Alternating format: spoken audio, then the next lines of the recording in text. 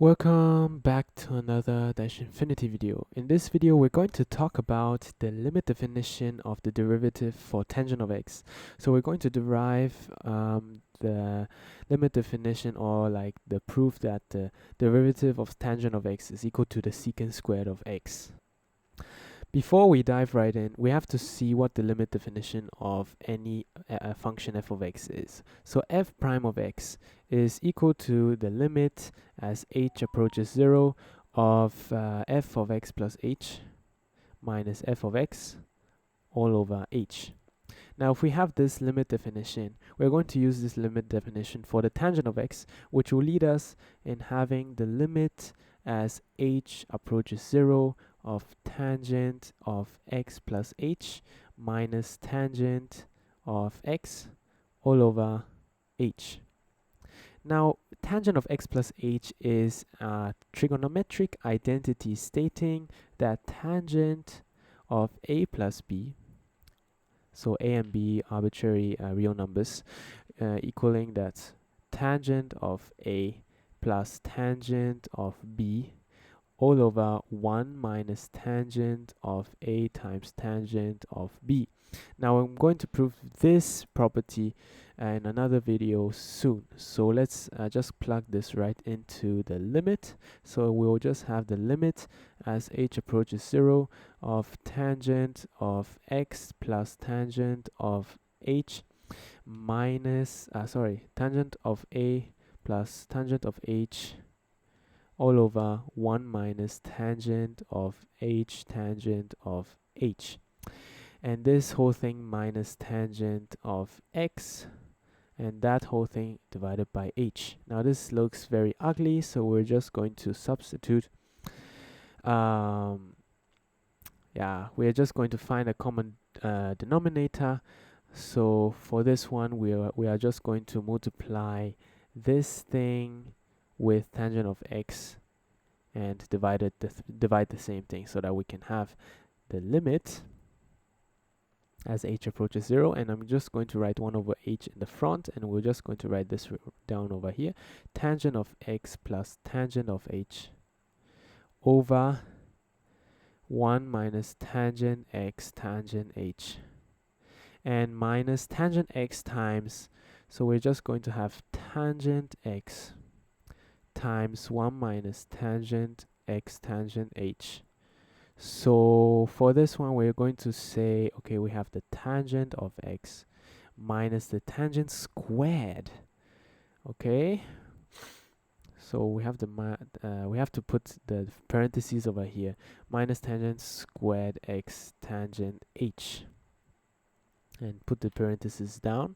And if we would put just try to like, how do you say, distribute the negative sign, then we'll have the limit as h approaches 0 of 1 over h times tangent x plus tangent h minus tangent x x plus tangent square x tangent h, and that whole thing all over 1 minus tangent x tangent h.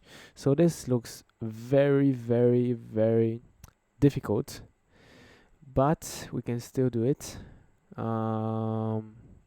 just by multiplying out the numerator over here. So over here we have something we can use for. So we have tangent x tangent h minus tangent. Okay, so we can somehow cancel something. So we can cancel the tangent and x and the tangent of x over here. So we're just left with tangent h, tangent squared x, and tangent h. So we can take the tangent h out and then have a limit, which is a bit simplified, of 1 over h times tangent of h times 1 minus tangent squared x, and that whole thing divided by 1 minus tangent of x tangent of h. Now plug this into the limit expression we did, and we just take out 1 Sorry, I forgot to write plus 1 plus tangent squared x. I'm very sorry, terribly sorry. 1 plus tangent squared x is just a constant regarding to the variable h, because it doesn't have any h in it. So we just put this thing out. So we will have 1 plus tangent squared 8x times the limit as h approaches 0 of tangent of h over h times 1 over 1 minus tangent x tangent h. Okay, now we can apply limits over here. So as tangent h approaches 0, so where h approaches 0, tangent h is approximately h. So tangent of h over h is approximately h over h, which will approximately equal to 1. Since tangent of h is numerically very similar to the values of h for small values of h. Now, as tangent of x, tangent of h approaches 0, right? Because if we plug in h in for the 0, then tangent of 0 will be 0, so tangent x times 0 will be equal to 0, so it will approach 0. So 1 divided by 1 minus 0 will equal 1 over 1, which will equal 1. So therefore we just have calculated the limit, which is just equal to 1. So we just have the 1 plus tangent squared x as something here, and then we will have the limit as h approaches 0 of 1, which is just equal to 1. So we'll just have 1 plus tangent squared x. Now we wanted to have something like the secant squared x, right? Now what is the secant squared x? What is the secant of x? The secant of x is the same thing as 1 over cosine of x.